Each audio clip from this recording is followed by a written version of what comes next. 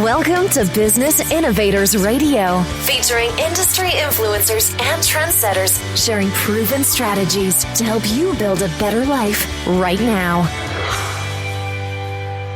Hi, everyone. This is Tammy Patzer, and I'm really excited to introduce today's guest, Ken Bator. Ken has more than 20 years of experience in helping organizations reach new levels of effectiveness by aligning their brand, culture, and strategy. He is the author of the Pocket Guide to Strategic Planning, the 90-day quick fix for the business owner or manager, and he's also the author of the Formula for Business Success equal B+C+S. And we're going to take a deep dive into the formula in just a minute. He was born and raised in Chicago, and he earned a Bachelor of Science degree in finance, and he has an MBA in entrepreneurship from DePaul University. Welcome.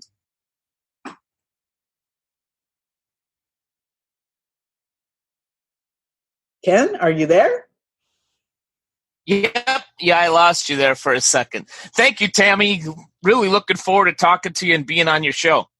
I'm really excited about it too. And let's dive right in and tell me more about the formula for success, B+C+S.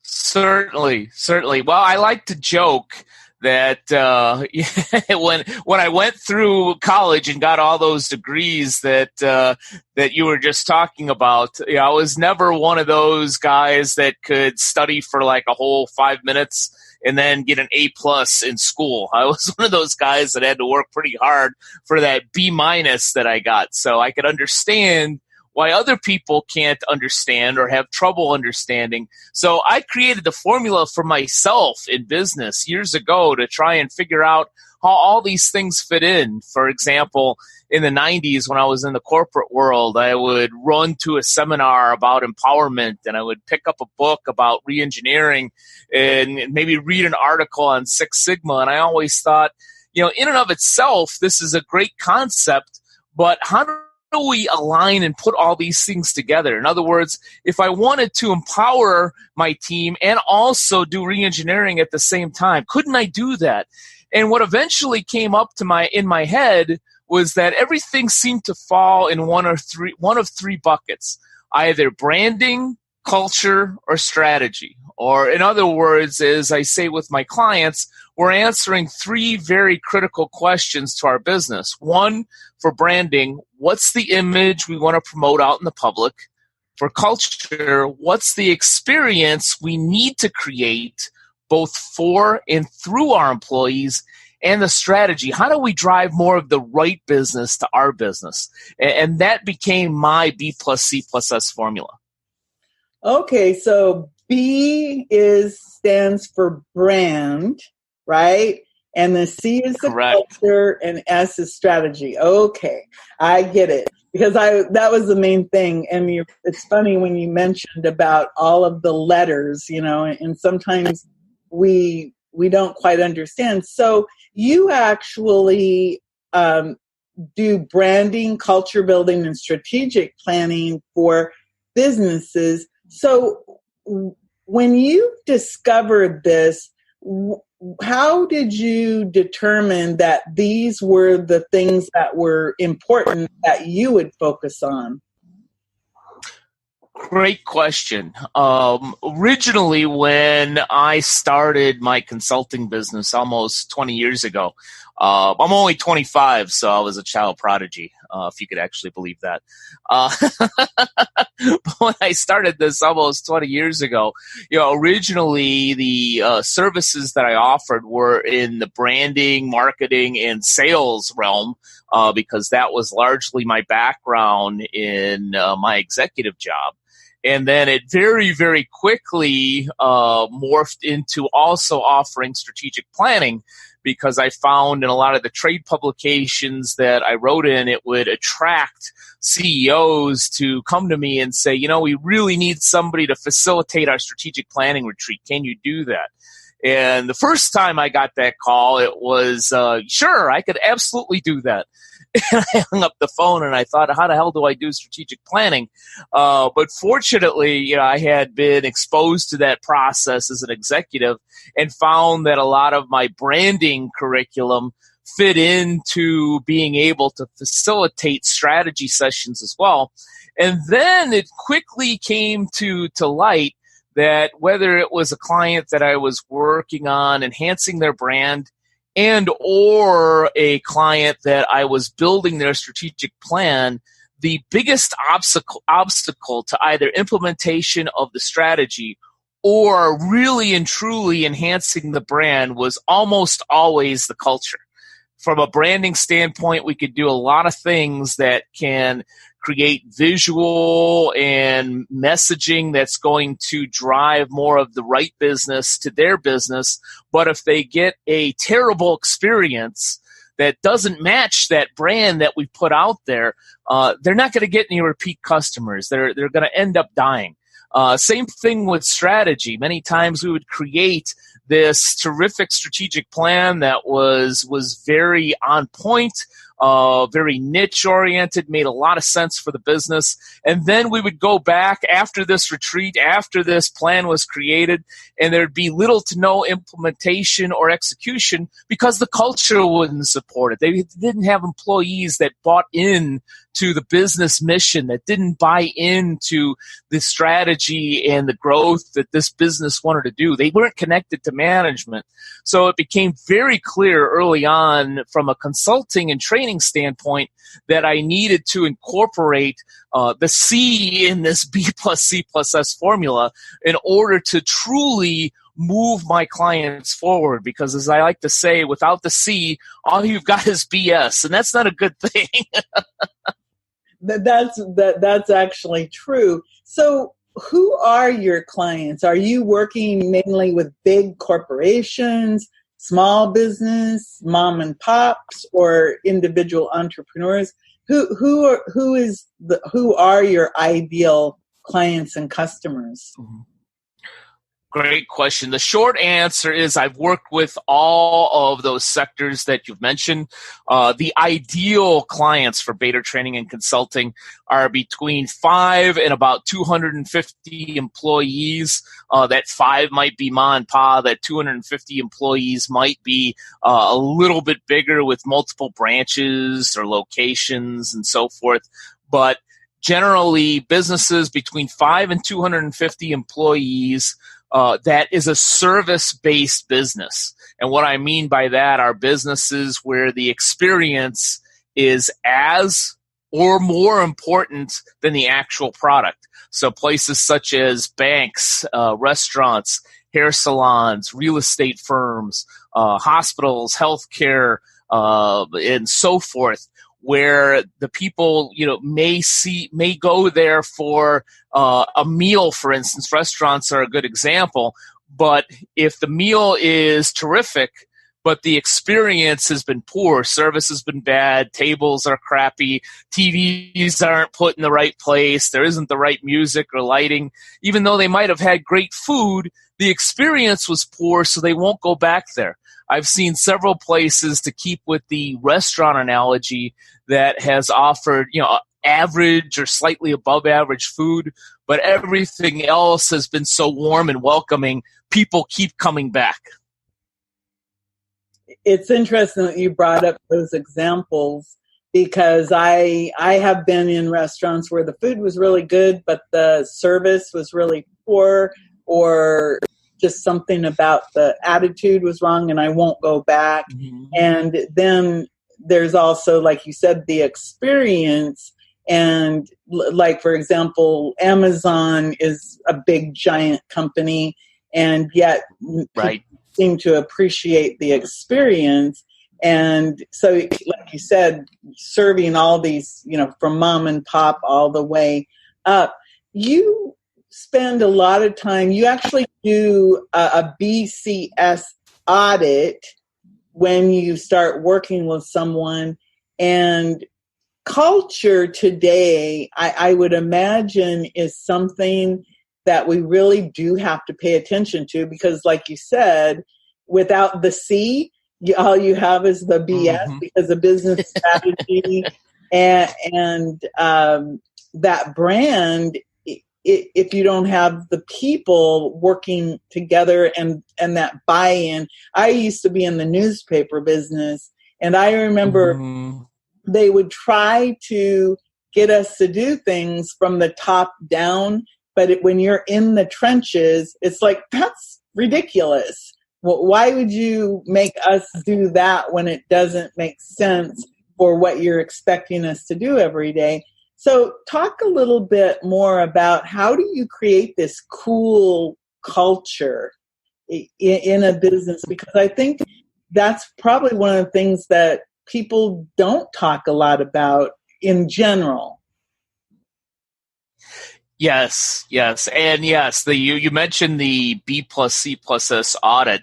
That's basically, in essence, a brand audit that many ad and advertising and marketing firms use to really delve into the image and what the company is all about. So my B+C+S audit is kind of a brand audit on steroids, where we also dig into elements in the culture as well as the strategy. But to get back to culture, because you asked a terrific question of how do we get to, as I put it, a cool culture corner? How do we get to a place where we have something that's positive and we can be proud of? And I truly believe that today the key word is involvement. And you alluded to it in your example from the newspaper business, is when things are just simply pushed down from management and you're forced to just comply all the time. It's very, very difficult to create a positive morale where people actually want to come to work. Today, especially with so many great millennial executives and entrepreneurs and professionals, they want to be involved. And I think, today we've come a long way in terms of culture building. Back in the 90s, when I first started in business and I was working for a large bank in the Illinois area, everything was about communication. There were books on communication, which basically, along the lines of what you alluded to in the newspaper, we're going to communicate everything that we're doing. This is going to be pushed down to you. You're not going to like it. You have no say about it, but damn it, we're going to communicate every annoying, irritating thing that's going to happen to you along the way.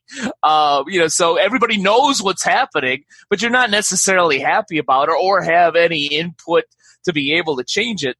And then, over the last, I'd say like 10 years or so, maybe longer, especially coming out of the Great Recession, everything was about engagement, going from just plain communication to engagement. And engagement to me is like, all right, we're going to ask for your opinion. We may or may not take it or not, but we're going to say, this is the problem we're dealing with. Maybe this is how we're going to fix it. Can you give us some input? Can you maybe talk about, what you think about it? By the way, we're going to have this big picnic for all your families, and we're going to call it engagement.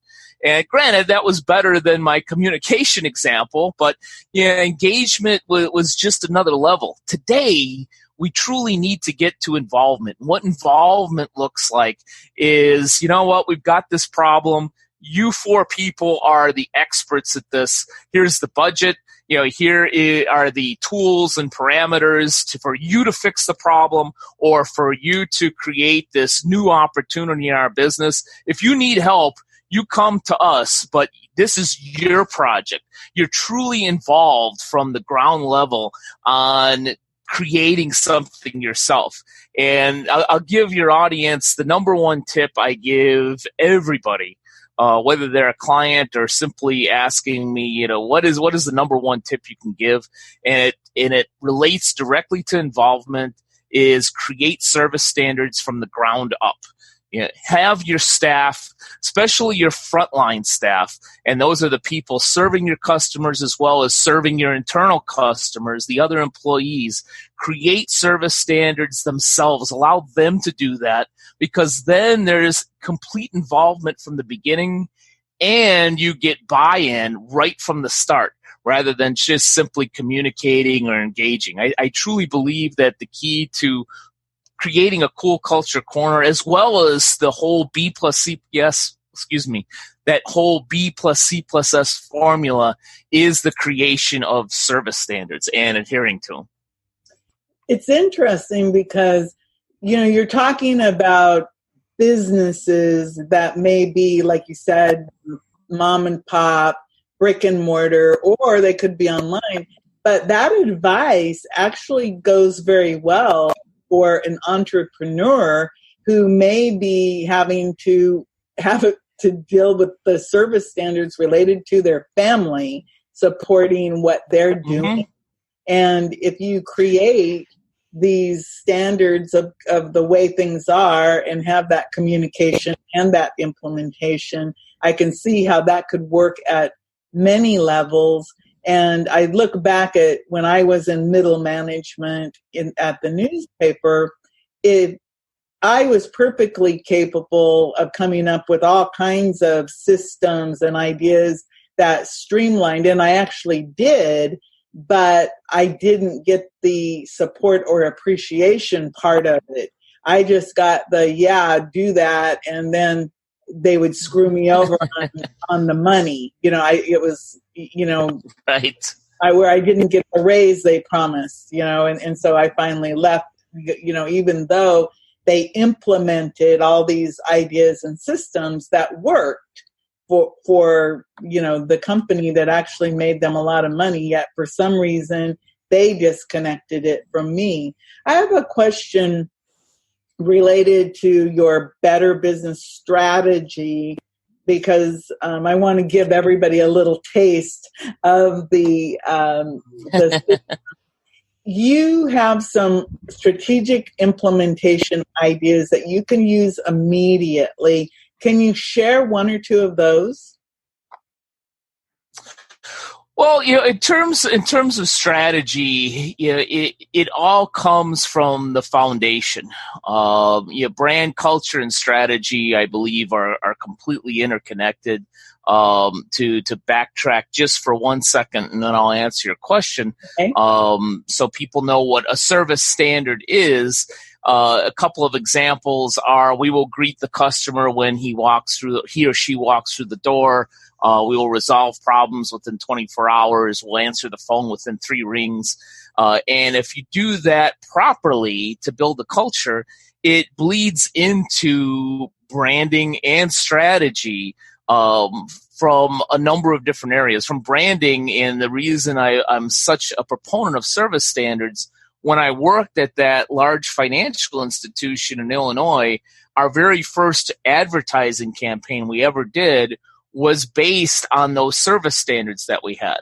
And the reason we did that is because we were able to brand the experience that we already offer. So when we did the advertising and we had that strategy to go into these new markets, we knew that we could live by those standards because we were already doing it. So from that standpoint, we were able to brand exactly who we were already. So when somebody called, they were going to get an answer on the phone within 3 rings, and have that experience right from the start. So from strategy implementation, as you asked, you really have to look at who you are to begin with. A lot of times when I do strategic planning, before we get into goals or growth initiatives and things of that nature, we look at organization drivers such as the service standards, such as mission statements and vision statements, so that we know that we're going to create goals that we're actually going to execute on. I'll give you a perfect example from a strategic planning session I did just 2 weeks ago. is we sat on the board and we came up with all these different goals, whether it was to be a better community leader or to grow sales in a particular market, or build internal infrastructure through our employees. And as I was doing the report, in order to encapsulate everything that we did on the planning session, I found that every goal and initiative that these folks created, I didn't create anything. I just cajoled them to be able to put these out on the white paper. And I found that every single initiative aligned perfectly with one of their company values. So if you're truly looking at those organization drivers, mission, vision, values, and using that as the foundation for your strategic plan, then you're going to find it's so much easier to implement those particular strategies and initiatives because they're already part of you. Does that make sense? Yes, and it's interesting because the language you use business language, and I'm processing as you go because a lot of our listeners are business people, but then also I have people who are just starting to get into business. But everything you're talking about has a lot of value because we all have to look at exactly, branding, culture, and strategy. And again, it doesn't matter if you're a little business or a big business. These are all things that will help you to grow a business that will attract your ideal clients and customers in the future. Well, and the nice thing is, it seems daunting. But again, I'm one of those guys that was never the brightest bulb on the tree. I was able to learn because I worked hard and gained knowledge and wisdom, not because, I was naturally this sharp tack. So I can understand why an entrepreneur, has trouble understanding. And so at the end of the day, when you're a small business or you're just starting out, so a lot of these things are even easier to create. Once you have like 200, 250 employees and creating a brand culture strategy that's aligned, it's certainly not impossible, but there's a lot more steps that need to be done. When you're just starting a business, or case in point, somebody that I was working with earlier that just has 6 employees, you can have an initiative, whether it's strategy or from a branding culture standpoint, and implement it immediately because you're a close-knit group. I had one group, as I mentioned, that has 6 employees that I worked with this morning. We created and implemented service standards in weeks. Now, with a 250 employee business, that could take months in order to do that properly. I encourage your audience that are solopreneurs, that are just starting a small business with 3 or 4 or 5 people. As you said, maybe it's a family business, to do some of these things, whether it's service standards or just really understanding what the why of your business is. There's a lot out there in terms of connecting to your why of your business. Even understanding the why we created this in the first place, because there was a need, because we were passionate about it. That in and of itself will get you on the right track quicker than businesses that don't do things of that nature. I think you're really right. And also, while you're talking, I've been snooping through your website at btcinc.net. And one of the things that you have that's really phenomenal that everybody needs to know about is if you're somebody who is interested in branding, culture, and strategy, you have podcasts, you have blogs, and you have, of course, the books and video libraries. So you just have, a wealth of information for the taking right here on the website. Tell me a little bit more about your podcast and what people can learn from that. Certainly. And thank you for asking, Tammy. I have a lot of content out there. It's a lot of fun for me to create. These days I'm not writing as many articles because I'm, excuse me, busy with the podcast and the video show. But the podcast concentrates on the C of the B+C+S formula. As we alluded to earlier, the name of it is Cool Culture Corner.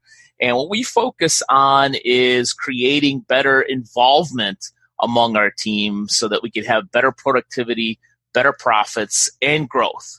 And so from that standpoint, I either delve into a specific culture issue, one that I'm dealing with one of my clients possibly, or many times as a consumer, I'll go into a restaurant or bank or other service-based type of business and have a very positive or very negative experience, and I'll share that on the show. If it's a positive experience, I'm happy to talk about give the business name.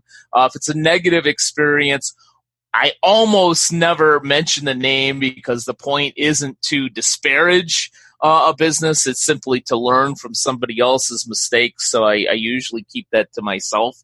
And then also from time to time, I have some great guests. Lately, we've had some guests that have dealt with making shift happen in your culture.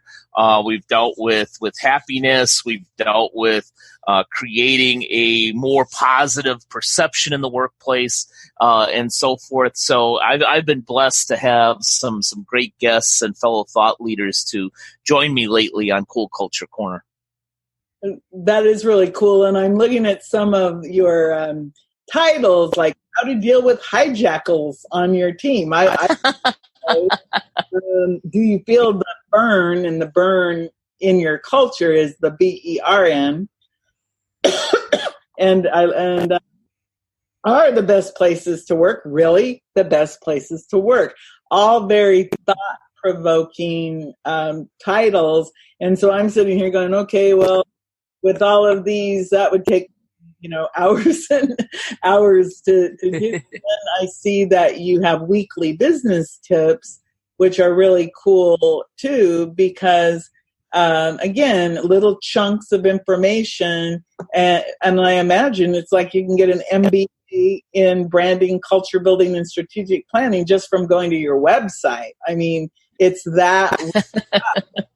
So, and again, I'm really telling everyone, because I'm looking at it, I'm just going, oh my goodness, you have so much high quality information and everything. And then also I see that you have a free ebook, and is that the formula for business success equal B+C+S? No, even better. It's actually, in essence, a sequel or prequel or supplement or whatever you want to call it to the book, The Formula for Business Success Equals B+C+S. That particular ebook, which is about a 16-page PDF, and it has pictures in it, so it's actually a very quick read. It's not, hours and hours, as you mentioned, from my other content to get through. But the name of that free ebook is When Your Formula Doesn't Add Up, and it gives scenarios if your culture and strategy are strong, for instance, how to improve your brand. Or if you do feel like your brand and culture is strong, but you just don't have things put together in an organized way, how to build a strategy. And also some tips, obviously, as we've talked a lot about today, if you feel that you have a great brand and you have a strategy, but the culture is the obstacle, some tips to implement right away to begin putting you on a path to a better culture. But that ebook, as you mentioned, is completely free. You can sign up for it at our website. And obviously, when you sign up for that particular ebook, you automatically get into the weekly email, which comes out every Monday or Tuesday with some of those tips from the content. So you get a double bonus of a free ebook and the weekly tips when you sign up. Oh, super. I just signed up, so I'll be on your list. Because again, when your formula doesn't add up, we all need to think about the branding, the culture, and the strategy. It just makes so much sense to me that you're focusing on this, and having a formula or a system is always good, because that way you can go, 1, 2, 3, A, B. And when I said hours and hours of content, it's not like it's hours, it's chunked up into easy consumable. But I was just very impressed with the fact that somebody really could. I think if they looked at your website, they could go, wow, I really know a lot about the formula for business success because Ken Bator taught it to me. That's the beauty of your website, because it isn't just a brochure. It is a functional website that has real heavy duty good information on it, and you really don't see that a lot. I see a lot of websites, so I'm looking at this from a consumer point of view of it's like, yeah, I could really learn from this person, and think that if they're going to provide this type of information to me on a website, just think what he could do if he came and talked to me in person. That's what I'm thinking. So, thank you, Tammy. I really appreciate that. I find that, and I truly, sincerely enjoy the content that I create and put out there. And it is a double bonus for me too, because I do realize that there are some folks that for whatever reason don't have the resources. Sometimes it's money, sometimes it's time to work with a thought leader like me, but it allows me to steer them to the website and say, look, if you watch this video, if you read this article, and you listen to this podcast, it'll give you some help that you really need right now. And on the other end, I find on a fairly continual basis that I'll have somebody that's on our weekly tips and opens up the email for several weeks and months in a row, and then all of a sudden will send me that email or give me that call, which does my heart great, and says, I read this article, I watched this video, I listened to this podcast. This is the problem that I'm dealing with. How can I get you out here to help us a little bit more with that? And that always creates a very, very solid relationship before the personal conversation has even started. So it's been awesome for me. Yes, and I think you got it, because, for example, you have videos on your website. I'm going to give a little marketing lesson while we're at it. The fact that you have the video on your website, you have a blog, you have testimonials, you have your books, you have resources, you give people every type of learning experience possible.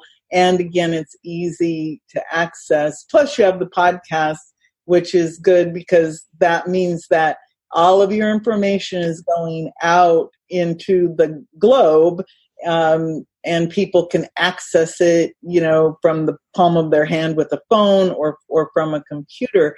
So if somebody wants to reach out, what would you suggest to them would be the best way for them to contact you? Yeah, the best way is almost always email. I am blessed to have a number of great clients and be involved in a number of things. So I'm not always available by phone, although you certainly can call the number on the website, which is simply 714-681-2821, and I will get back to you personally. But I find that email is the perfect communication for me. Because I'm always checking that at periods during the day. It may be the next day, it may be later in the evening, but if it's a client or potential client, I always get back to them. And that email is kbator, Bator, at btcinc.net. Okay, perfect. Well, Ken, thank you so much. Like I said, I learned a lot, and it kind of made me start to think about all of the branding, culture, strategic planning, implementation, marketing. I just, my mind just started to go many places. So before I let you go, do you have anything that you'd like to add? Yeah, the only thing that I would add is visit the website. If you go to the Contact Us page, which isn't very onerous, I think it asks for an email and a name, maybe even a business, and put in the comment section, strategy session. We will schedule you for a 15-minute complimentary strategy session on brand, culture, or strategy, since we can only get into one in 15 minutes. And we'd be happy to help anybody in your audience that way.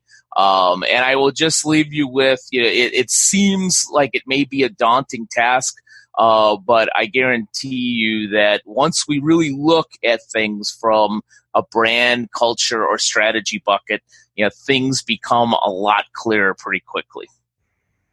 Great. So just go to btcinc.net,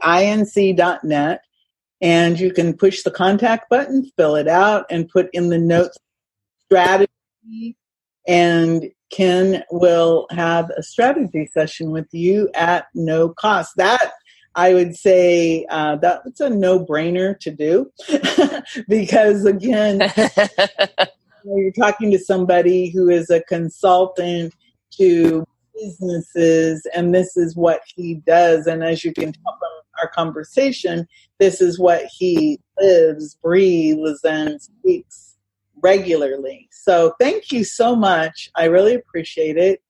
And Ken and everyone, this is Tammy Patzer. Go make it a beautiful day. Thanks for listening to Business Innovators Radio. To hear all episodes featuring leading industry influencers and trendsetters, visit us online at businessinnovatorsradio.com today.